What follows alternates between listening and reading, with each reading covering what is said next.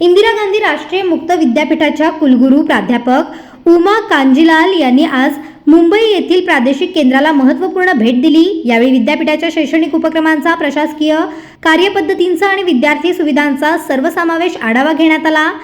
कुलगुरूंची ही भेट संस्थेच्या विकासाच्या आणि प्रादेशिक स्तरावर शैक्षणिक गुणवत्ता अधिक मजबूत करण्याच्या दिशेने एक महत्त्वपूर्ण पाऊल मानली जाते।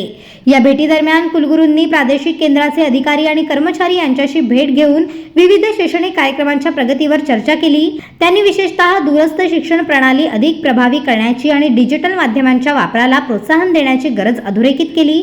त्यांनी यावर जोर दिला की काळात तांत्रिक संसाधनांचा योग्य वापर करून विद्यार्थ्यांना दर्जेदार शिक्षण देणे हे विद्यापीठाचे प्राधान्य असले पाहिजे। कुलगुरूंनी विविध विद्यार्थी सहाय्यता केंद्राचे समन्वय आणि सहसमन्वयक तसेच विद्यार्थ्यांशी संवाद साधला आणि त्यांच्या समस्या व सूचना लक्षपूर्वक ऐकून घेतल्या।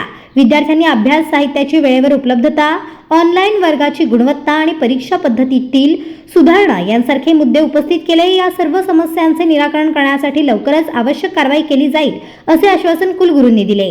केंद्रात कुलगुरूंच्या आगमनानंतर प्रादेशिक संचालक डॉक्टर राहुल मिश्रा यांनी पुष्पगुच्छ देऊन त्यांचे स्वागत केले।